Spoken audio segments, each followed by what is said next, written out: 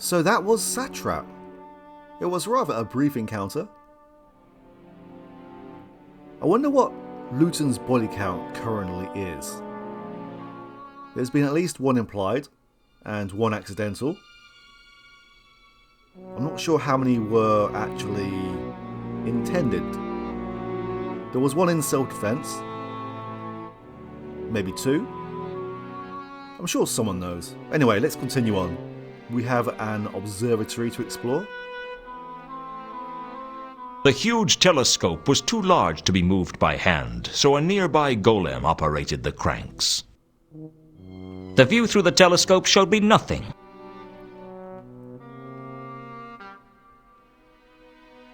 The golem didn't say much. It wasn't their way. Golems usually aren't constructed with mouths. I believe there is at least one on the disc who was constructed with a mouth. But yeah, generally they have no mouths at all. Oh, wait a minute. I could tell the golem what to do, but beyond that there wasn't much I could do. On the floor was an ornate device for navigating across the stars.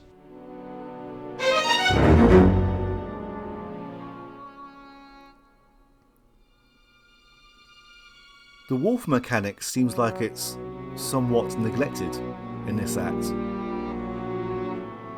It was useful up to a certain point in Act 3, but up to a certain point it was useful, and then it just seems to have been underutilized for a fair part of Act 3 in the final half. The astrolabe was a carefully constructed tool for navigating the heavens. I suppose it could be useful if I got lost in the city and wanted to work out which way was hubwards. We did collect a lot of sense that we did not manage to figure out what is what. I'm guessing that a number of them were meant to be red herrings or useless.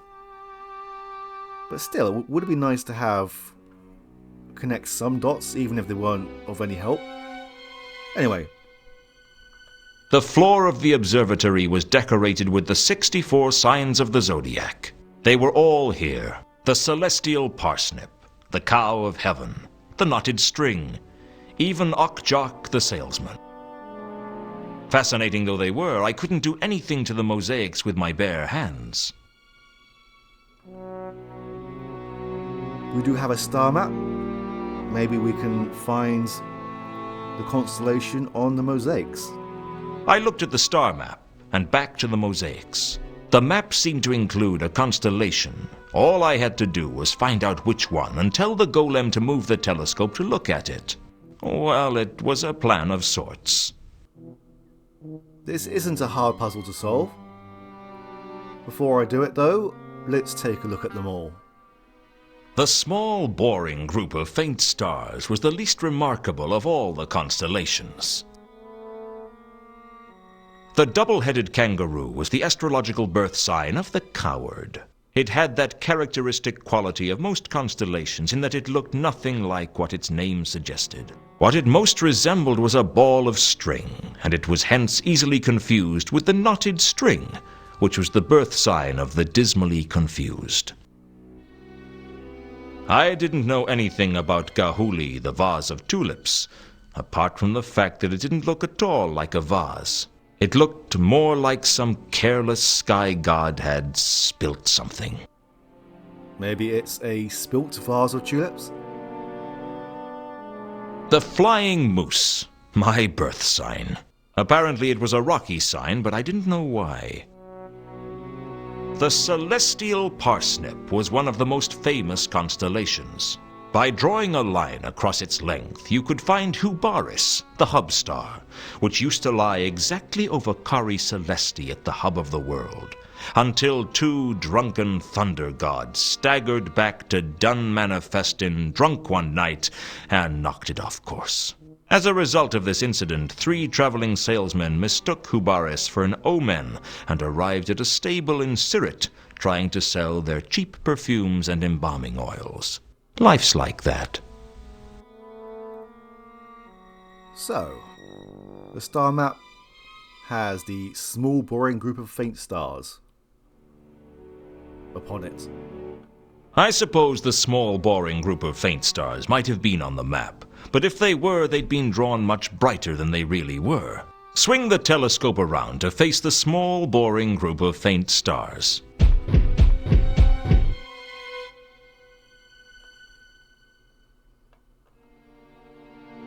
The stars seem to be pointing at the Selachi Mausoleum. If the map was right, the jewel was somewhere inside. Well, it's not hard to guess where we're going next.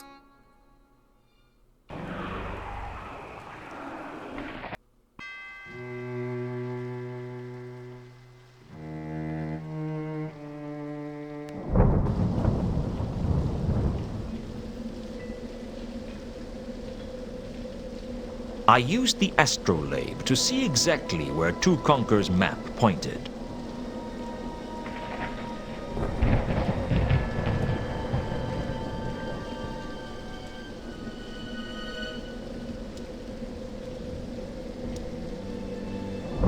They seem to be indicating a grotesque in the entrance chamber.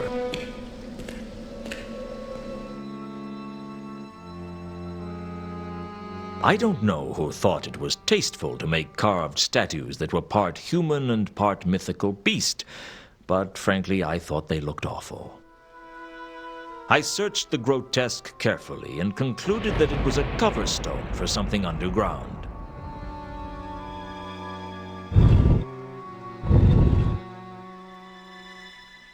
I pushed it, opening up the crypt below. The stale air told me that this chamber hadn't been visited in hundreds of years. In the gloom, I could make out a single sarcophagus. The sarcophagus didn't look like any recent design. In fact, I was surprised to see one in Ankh-Morpork at all. It must have been imported from somewhere.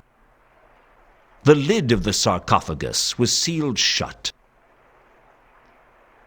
Hold on. If the disc is on the back of a giant turtle that is moving through space, then surely when the star map was designed, the constellation would be in a different place by now. Or is that something we should not be asking? On the sarcophagus was a circular indentation with a square peg coming out of it. I couldn't move the peg with my hands. A circular indentation with a square peg, you say? Maybe this will finally be useful. Mundy's coin fitted the indentation perfectly, and with it I could easily turn the peg. There was a faint click, and the sarcophagus opened. Inside the sarcophagus was a suit of armor, grasping a glowing gem that could only be the radiant trapezohedron. I wasn't expecting the armor to burst into life, though.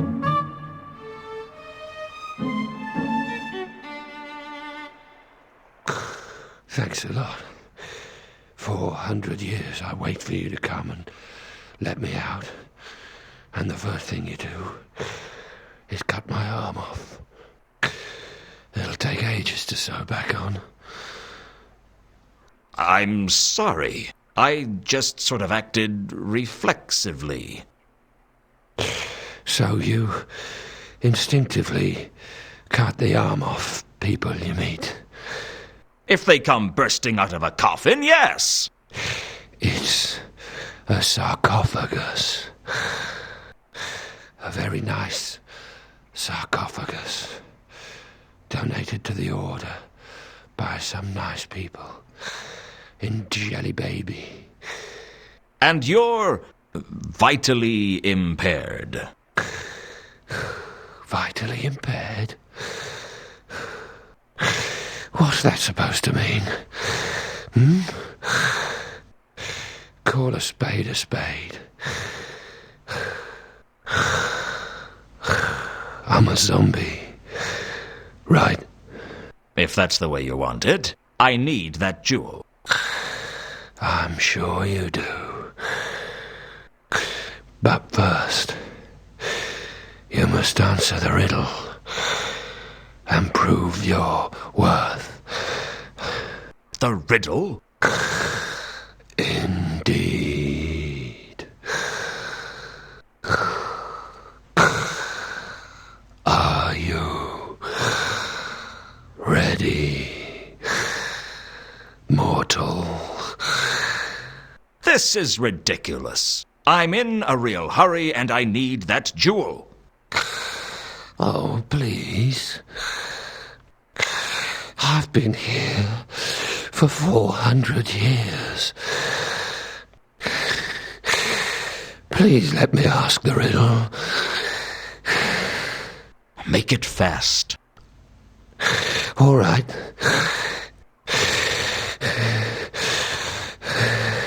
What is... Oh, bugger. I've forgotten it. You've forgotten it? Well, it has been 400 years. You see how good your memory is after 4 centuries. Especially when you've got mice. Can I have the jewel or not? No. I have to ask the riddle. How else am I going to know if you're a follower of the dark cults?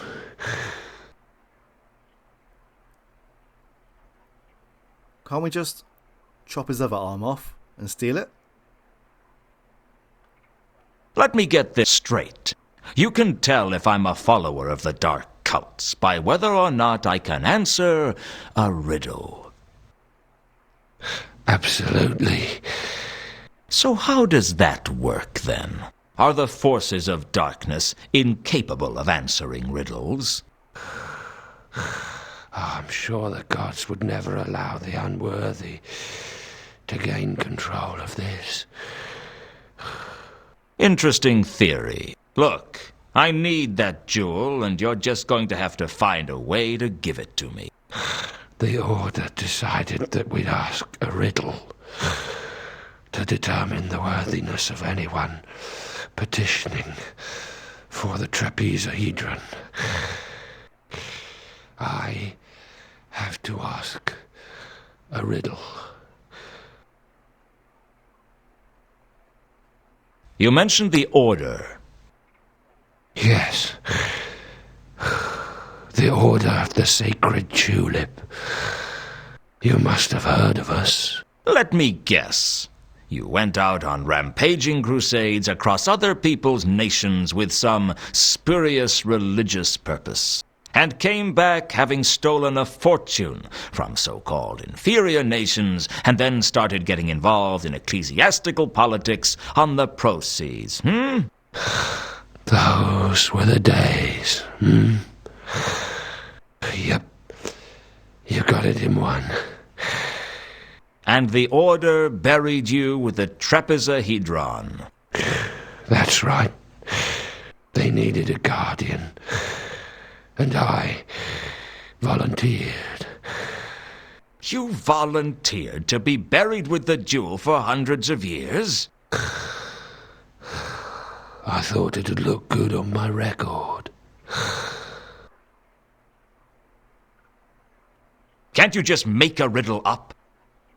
Well, there was one specific riddle I was supposed to be asking. But since you can't remember it, you need a new plan. Why not just make one up? All right. What is... No. Sorry. I can't do it. My mind's a blank. You know what it's like when you're under pressure to perform. You just can't do it. The city is going to be destroyed because you don't perform well under pressure. I don't believe this. Thankfully, there are only a few topics that we can talk about.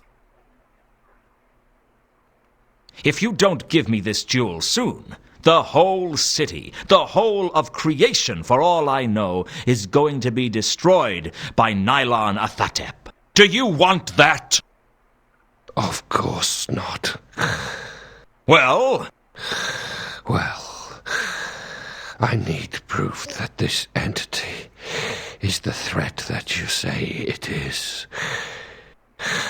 I mean, there's entities and there's entities. Tell me, what were you before you became a knight? A civil servant of some sort, maybe? I was a tax collector. How did you know? Just a hunch.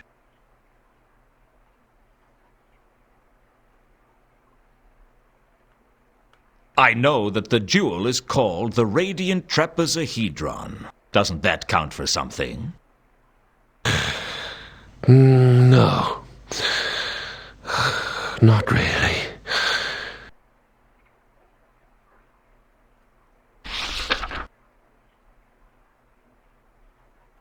How come this sarcophagus wasn't protected by an Elver sign? I didn't know how. I could show you. Oh. Would you? Sure, for the jewel. But if I give you the jewel, I don't need to protect the sarcophagus anymore. And doesn't that sound good? I'd like to discharge my duties properly first. Then ask me the damn riddle. No, sorry. I still can't remember it.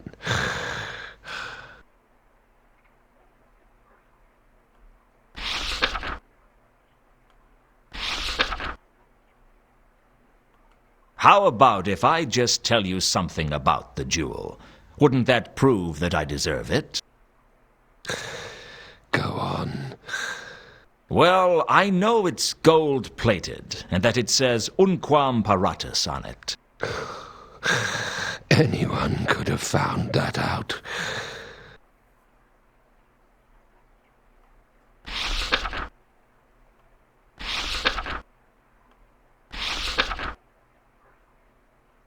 I figured after 400 years in here, they wouldn't know too many people who were born this century.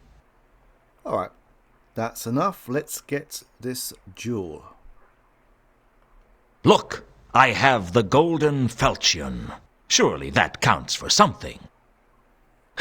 Oh, I knew you had the sword, but that's no help. If you're on the side of darkness and you have the falchion, then I definitely can't give you the jewel. How did you know I had the sword? I saw you coming in the jewel. Really? Did you see anything else? Oh, I've been watching the progress of the sword since I got here. In which case you must have seen Mundy hide the sword in the crate, and me recover it from Vault 51. Yes, I did. So, you saw me killed by Anu Anu. Oh, yeah. That big dog creature. How did you survive that, by the way? Carlotta had turned me into a werewolf. I thought it might be something like that. They never give you the whole story with those cliffhanger endings. I remember 200 years ago when I saw someone go off the cliff in a cart. Only it turned out he actually leapt clear at the last minute. I call that cheating. Anyway, did you see when Anu Anu summoned Nylonathotep? Oh, I see. That's what the big cosmic horror was then. What did you think it was? Well, I thought it might just have been fog. The reception in here isn't very good. If you saw all that, you must know that I'm not with the forces of darkness. Hang on. You were there when this cosmic horror was summoned? Yes. Then why didn't you stop it? I was being restrained. Come on, just give me the jewel. No can do. You saw me defeat Satrap, wasn't that enough? Didn't you hear what he said? No sound with the jewel, I'm afraid. You just get pictures. Do you know what's most ridiculous about this? If I was with the dark sect, I'd just use the sword to kill you, and then just run off with the jewel. You know, that's a very good point. So I'll tell you what I'll do. Either give me the jewel freely, or I'll pretend I'm with the dark sects and I'll just take it. You're not leaving me many options. Jewel, please. Here you go.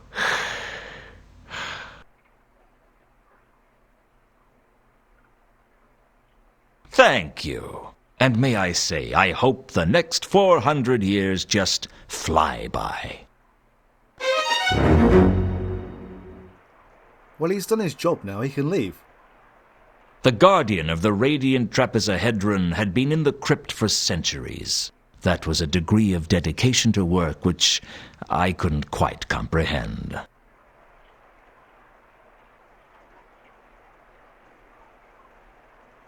Finally, we have it. For an artifact of near unlimited power, the trapezohedron was surprisingly unimpressive. All I could see in the jewel were reflections of myself.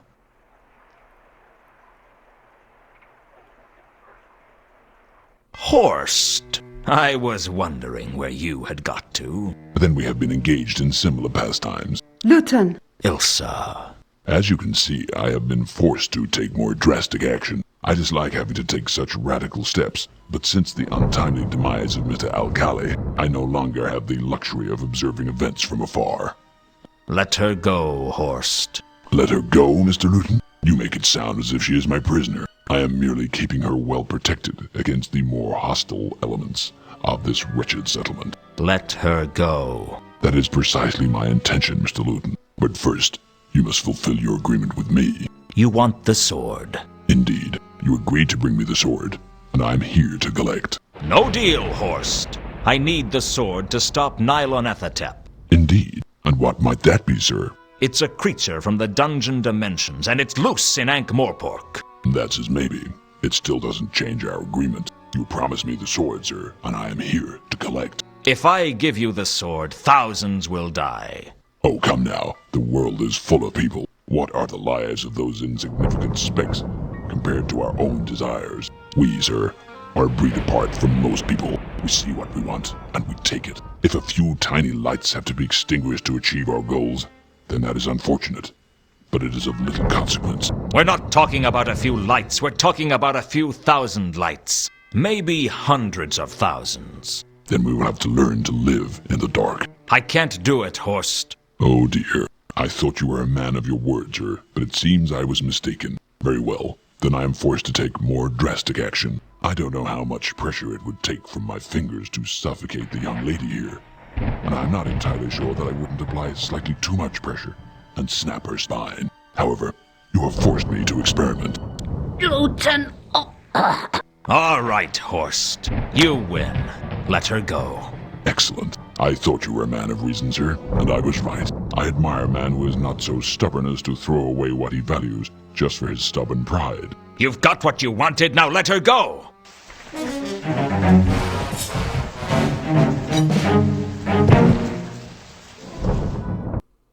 I took Ilsa back to my office. What other choice did I have? I felt so stupid, giving Horst the sword and staying with Ilsa as the troll disappeared into the night's fog. But even if I'd tried to follow him, the dark magenta stench of Nylonathotep drowned out every other scent in the city. There was nothing I could do. After we'd both calmed down, I told her everything that had happened. So Satrap was looking for Tukonka's jewel. That jewel is known as the Radiant Trapezohedron, and I think it can save the city, but I have a nasty suspicion that we need this sword as well. The Radiant Trapezohedron. Yes, it never occurred to me that they would be the same. The descriptions of the trapezohedron are vague at best. Satrap must have been trying to immanentize the Garunan Eschaton. Can you try that again without sneezing? The Garunan Eschaton is one of the many myths concerning the end of the Discworld. It's very obscure. What's it about? It tells how some of the entities from the dungeon dimensions have been trapped around the Discworld. Some in the lost city of Leshp, some in the heart of the Garuna Trench, some in places men don't even have names for. When the Eschaton occurs, they are supposed to be released from their captivity and destroy everything they can get their tentacles on. The usual thing. Well, Nylonathotep is loose. Maybe this is it. Maybe this is the end of everything. Maybe it's a good time to borrow lots of money. Luton, I heard you'd been killed. I saw your grave. I heal quickly. I left a letter by your graveside. I know. I saw it. I wrote it when I had to leave you all those years ago, but I never had the courage to send it to you. I didn't know how to tell you that I was married. To two conquerors. Yes, he needs me, Luton. He always did. And in a strange way, I need him too.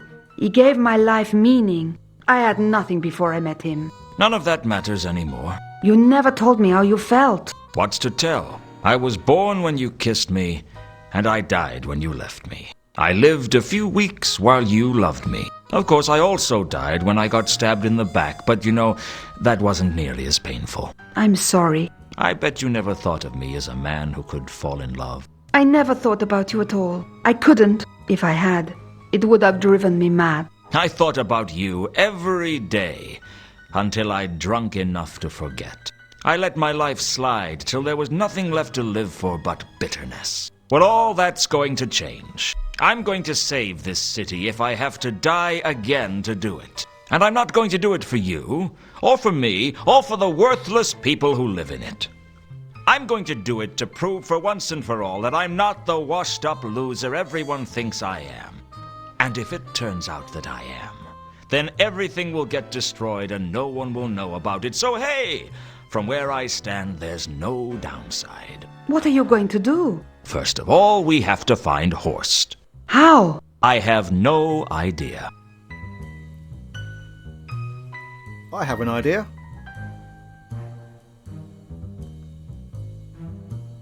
I peered deeply into the trapezohedron and I could see an image of Horst with the golden sword. It looked like he was at the Maudlin Bridge. There we go. We found him.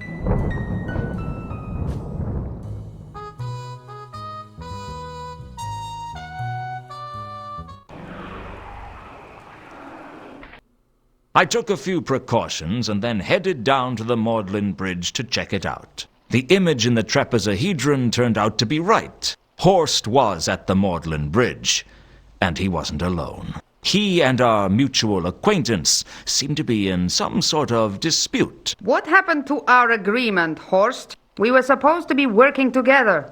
Really, madam? Then why was it that you arranged for Monday to sell the sword to you, and you alone? Just because I didn't trust Alkali as a courier didn't mean I broke the agreement. And I suppose you're going to deny that you were involved in his death? I couldn't stop his death, but that doesn't mean I caused it. Doesn't it? What about you? It was you who set Malachite after me, wasn't it? I thought you might appreciate being reunited with your estranged brother. You sent him after me to try and slow me down. You are the betrayer among us, madam. Don't try and substitute me as the villain of the piece. Yes, I freed Malachite, and yes, I used him to slow down you and Mr. Luton. But you were the one who arranged his death. I didn't arrange his death. He was just in the wrong place at the wrong time. And you put him there.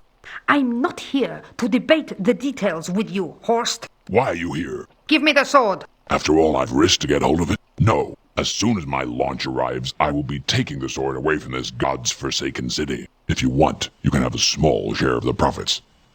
I am not ungrateful for your assistance in this endeavor, but that is all I'm prepared to offer. Why, you miserable excuse for a troll. Oh, come now. I could snap your neck like a twig if I wanted to, but I'm not going to, because there's nothing to be gained from doing it. Listen, Horst. Either give me the sword, or kill me. Because one way or another, I won't allow you to leave town with the sword. As you wish. I didn't think of myself as a murderer, but I wasn't about to stand by and watch Horst try to kill Carlotta.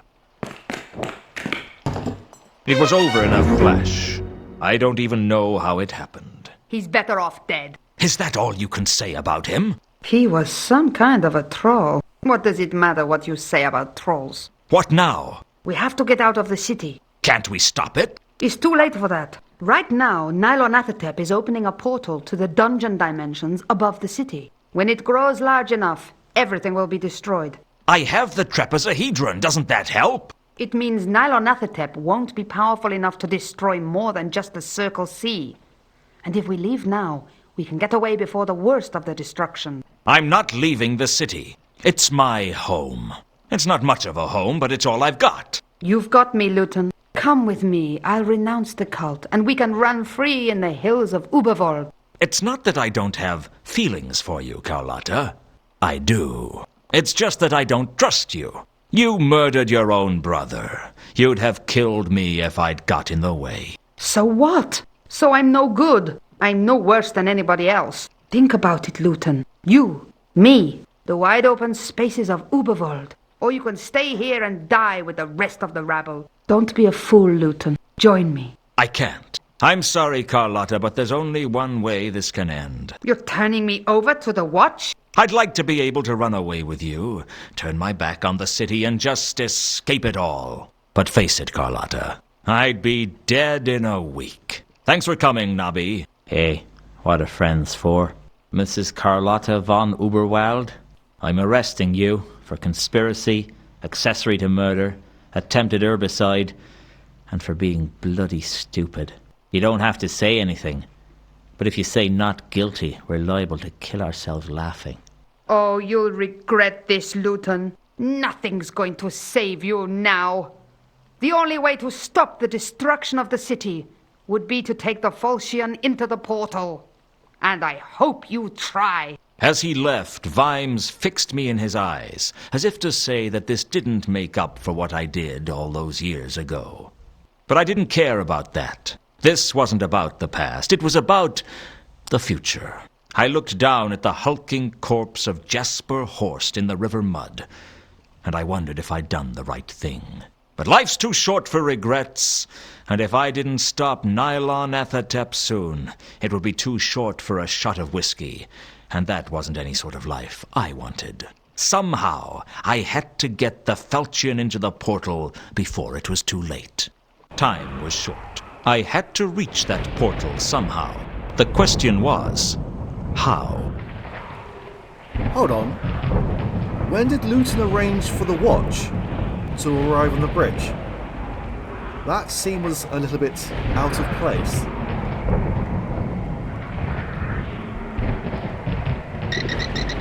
So, anyway, let's concentrate on this portal. Now, where is the portal exactly? I mean, I can guess it's around or on Nylonathotep. If it is, that means we have to reach it in the air somehow. There is one method that we can try. We have a couple of friends who are working on a machine right now. And they've spent pretty much the whole of Acts 2, 3 and 4 trying to fix it up.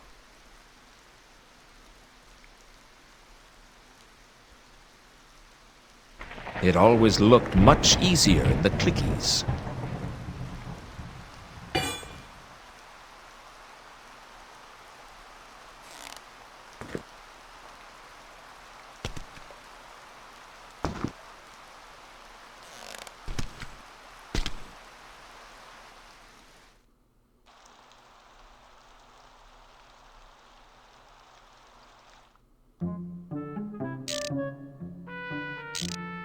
The contraption that Leonard and two conkers had been working on was my only chance. Well, it's finished. Now all we have to do is fly it. And I'm volunteering. Ah, hello again. You want to be the person in the seat that guides the device? I'm going to have to be. We still need somewhere long and flat to launch it from. I'll see what I can do.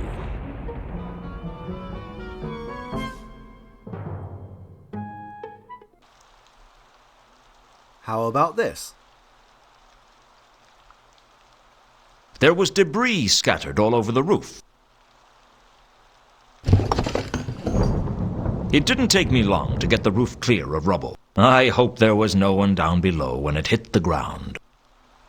Maybe you should have checked first?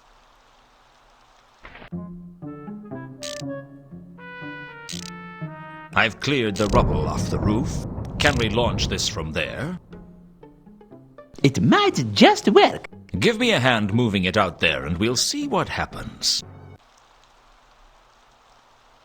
The device was ready to fly. All I had to do was pluck up enough courage to do it.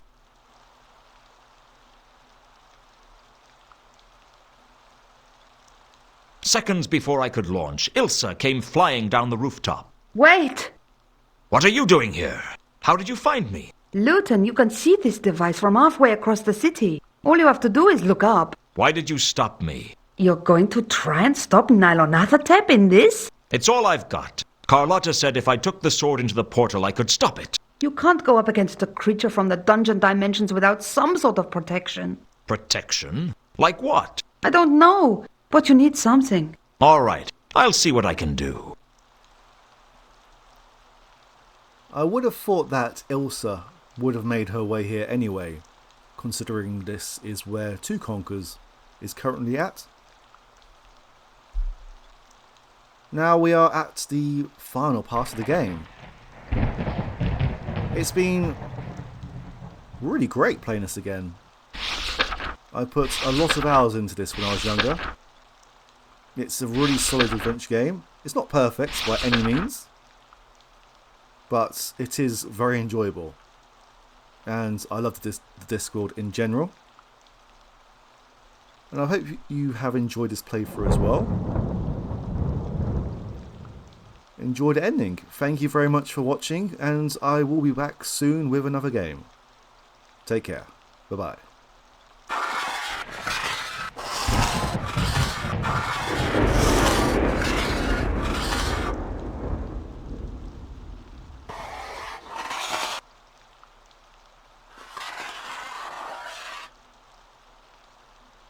I inscribed the sign of the eel on the side of the flapping wing flying device. I hoped it was enough protection. I was going to need all the help I could get.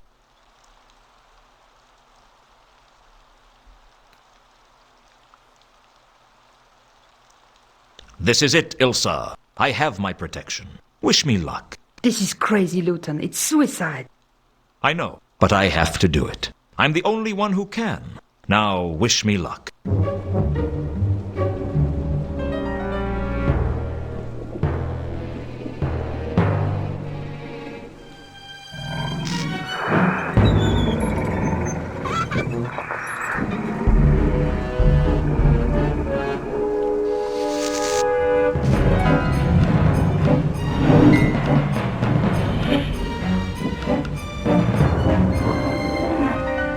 I slotted the trapezohedron into the sword and steered the flying machine towards the portal, pedaling as fast as my tired little legs could manage. I kept flying onwards, the sky full of flame and thunder.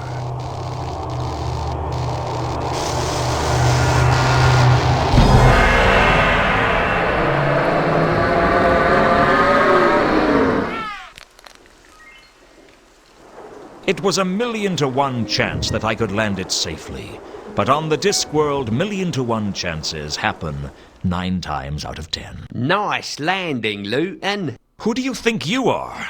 My guardian angel? I lost my wings a long time ago. I can see I'm going to have to get used to finding you where I least expect. Yeah, sounds about right. My original launch had attracted a lot of attention. I'd saved the city. But that didn't change things with Remora. If I didn't get out of the city, there was no telling what he'd do to me. Two Conkers, get the flapping wing flying device ready. It's going on another flight. Oh, as you are wishing. Where are you going? I'm not going anywhere, but you are. The Assassin's Guild still has a contract out on your husband's head, and they won't stop until he's dead. Let him go. I'll stay here with you. I can't offer you much of a life, but he can. I love you, Luton. Yeah, I know. But love isn't always enough. If you don't get on that flying machine, you'll regret it. Maybe not today, maybe not tomorrow, but soon, and for the rest of your life. Which won't be very long if the Assassin's Guild catches you. What about us? We'll always have the Hotel Pseudopolis. We didn't for a while. We lost it. But we got it back.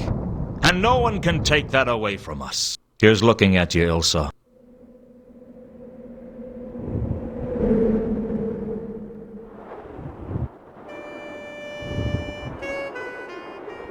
Well, it's over. I don't know. You really loved her, didn't you? It doesn't make much sense to me. Well, don't ask me either. I mean, I'm a species that thinks someone's leg is an object of desire. Thanks, Gaspode. You know, this could be the beginning of a beautiful friendship. Don't push your luck, sonny boy.